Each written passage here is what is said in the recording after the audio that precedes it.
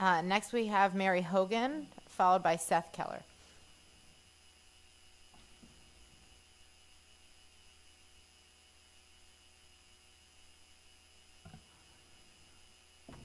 Good afternoon. Can you hear me?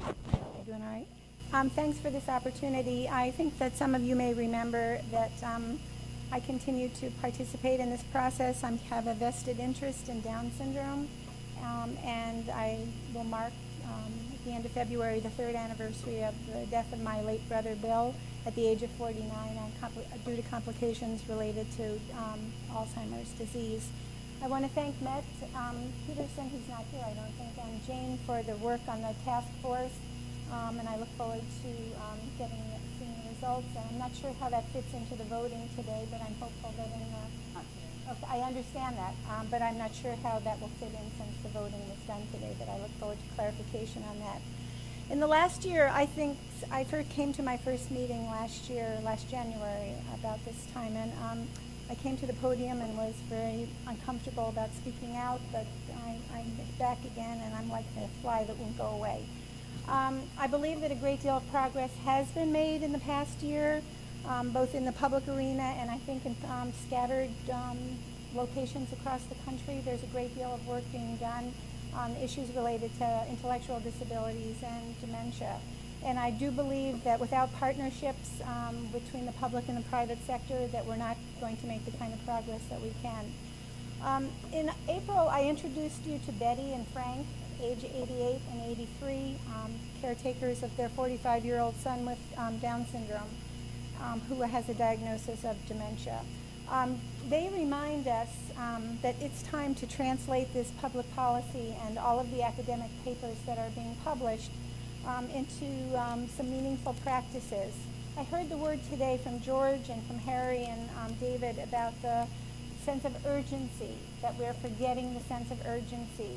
And I'm here today to remind you that there is a sense of urgency.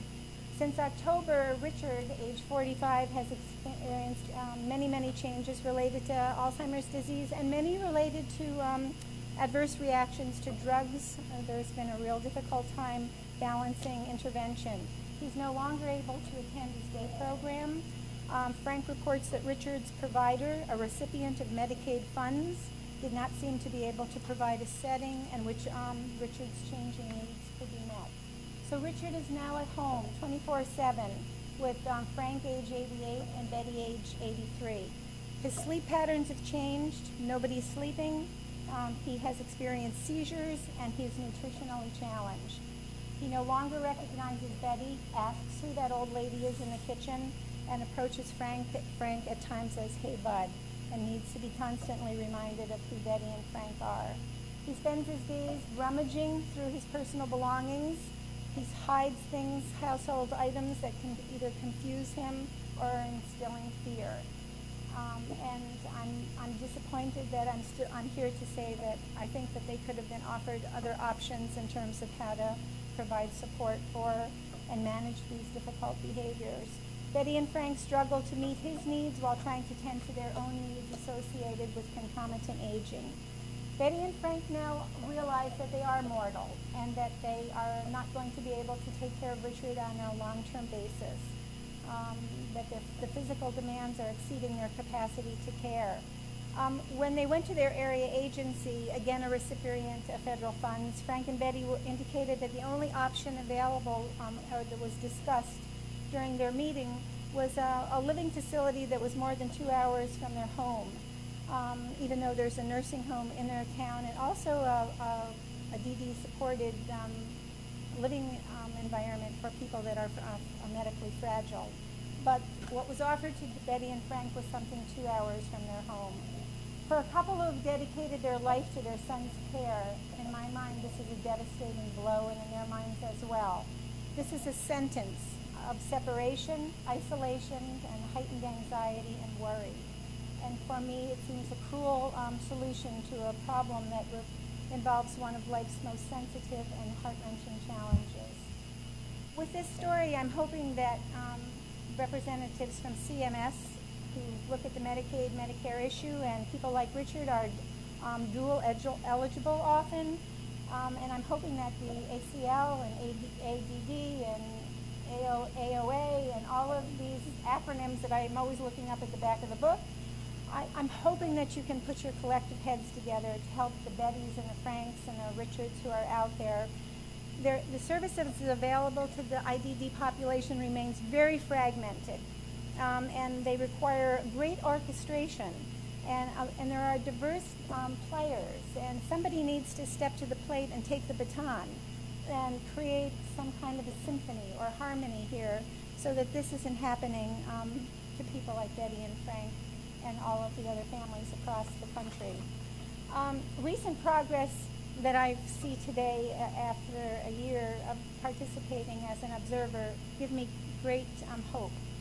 However, I know all too well the quiet desperation and the sense of isolation that Betty and Frank are experiencing as Richard faces the changes associated with Alzheimer's disease. I think they need three things, and they all begin with H. They need hope that somebody is going to help them find some place for Richard that's appropriate. They need help locating a facility that's close by so that they aren't isolated from him and separated and all further traumatized. And I think they need a hand. They need somebody to reach out to them and comfort them as they entrust Richard's care to others. I think as people of conscience, I must believe that we have the capacity to do this. Lifelong caregivers find it very hard to give up their caregiving role. In closing, I think that I thank the Advisory Council for all your hard work over the past year. I think there's been a great willingness to listen, and I've watched it evolve over the year. It's been very interesting. There's been a great willingness to agree and to disagree, which I have great respect for. And most of all, I thank you today from the bottom of my heart for your commitment to being an added voice for the support for this important population, and most especially their caregivers. So thank you. Thank you, Mary. Next we have Seth Keller, followed by Ian Kramer.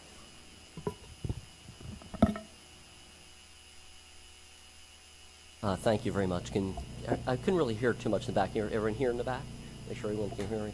I'm Seth Keller. I'm a neurologist, and I'm co-chair with my colleague Matt Janicki, and we're part of the National Task Group on Intellectual Disabilities and Dementia Practices.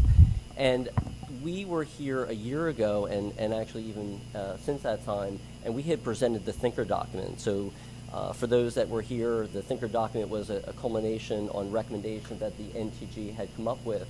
And right now, I want to, really, with Matt's information giving out, we want to really give like an update. But before I do that, I really wanted to thank the Advisory Council, really, truly, on all the work that you've all done. And I think it's a tremendous job, and difficult certainly when you have obviously different organizations and different folks that are really trying to have different perspective. And I give you tons of credit. I really do. I admire you for all the hard work that you do. Mary Hogan, who had just presented, is a good friend and colleague of mine also within the National Task Group. And the folks that she had talked about, Frank, I actually have had conversation with Frank. And as a practicing neurologist in New Jersey, who also works in both community care and institutional care, who also, from prior perspective, has been a military physician and also worked in the VA system, it's sad to say that those folks with intellectual and developmental disabilities still to this day have major health disparities. Devalued, segregation issues, lack of respect, poor dignity remain to this day very challenging. So even with the effort that the National Task Group has been trying to do, it's been a very strong volunteer grassroots effort trying to bring folks and organizations to the table to really help take care practice guidelines, which we've done. In the handout that Matt and I and other folks have brought together, it really talks about what we've done. We are a group that's really made up of physicians, nurses, practitioners of various sorts, psychologists, families, agency administrators. So we're a culmination of both multidisciplinary care and multi-organizational care. And the guideline that we really have just put out that has just come to publication is the first one was on community supports. Because it's very obvious just in the conversation that everyone knows, even in non-IDD folks, that community support guidelines really are absent. And in the IDD world, it's been really great that we've been able to put out, and it was just put up for publication. So by February, you'll see the first abstract that is going to be out for publication for community support guideline.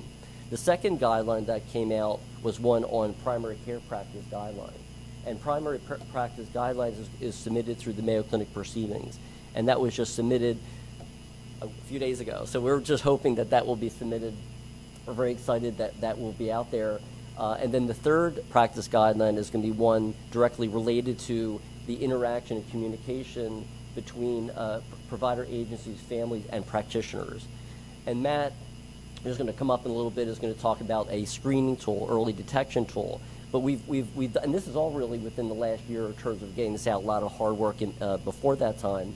We've also, as you'll see also written there, we've also have had a lot of educational programs that we've put out over the last year. We've conducted a number of workshops where members of the NTG and other folks in different states have put on workshops, full-day workshops on training opportunities on IDD and dementia. And we also partner in each of the cities and states that we've gone last year and into 2013 this year. We partner with folks just like yourself and various agencies, but we do realize that this is an approach that has to be done by everybody. Everyone has to work together. I, as myself, as a physician, learned that pretty early in my practice. We have a webinar series that we're putting together, which is similar in some respects to the workshops. But the one thing, just to leave you on, is that we need partners. And I think in all the discussion of recommendations is the NTG, in some respects, because of the grassroots nature, sometimes doesn't feel, with all the people involved, they don't always feel connected to the mainstream. And I think that's sometimes true, even listening to Mary and other folks. They're sometimes feeling like a disconnection that maybe people with intellectual and developmental disabilities don't really feel sometimes incorporated into the mainstream of both governmental and state affairs.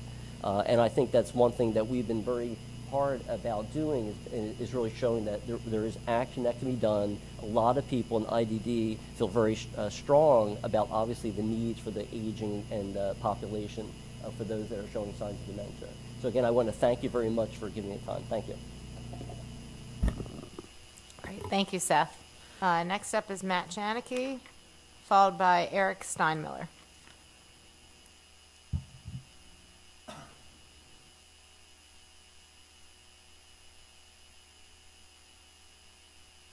Hi, I'm Matt Janicki. I'm with the University of Illinois at Chicago, and with my colleague Seth Keller, I'm the co-chair of the National Task Group on Intellectual Disabilities and Dementia Practices.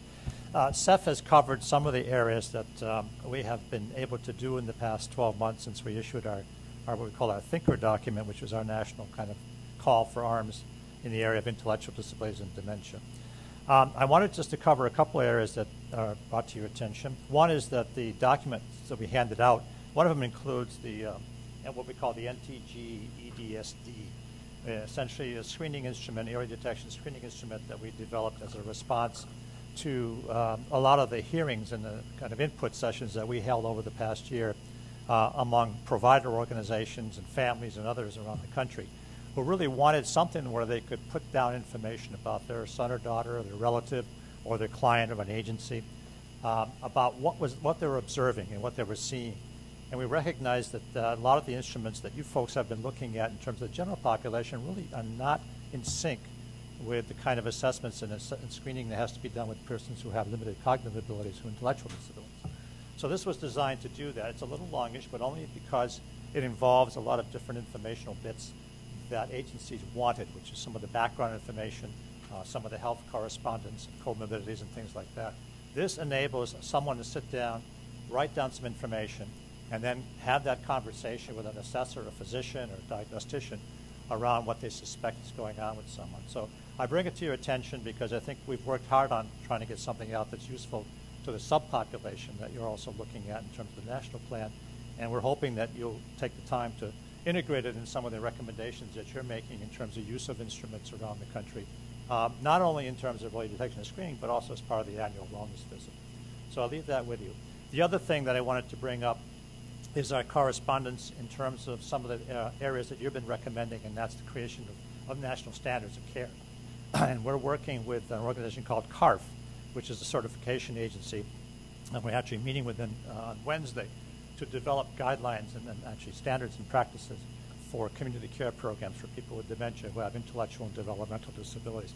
It's a kind of a foray into an area where we're hoping to define what would be the ingredients of workable, viable programs in the community for people who are affected by Alzheimer's and related dementias.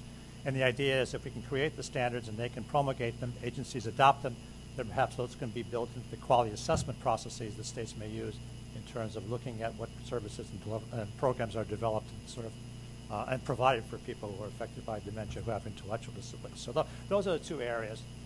We really appreciate everything that you've done over the past year. We're looking forward to working with you over the next 12 years to get to 2025. I hope it doesn't take that long to really pay a lot of attention to the folks with ID as they increase in numbers every year, particularly those who have Down syndrome who are exposed to early onset conditions. Thank you very much. Thank you, Matt.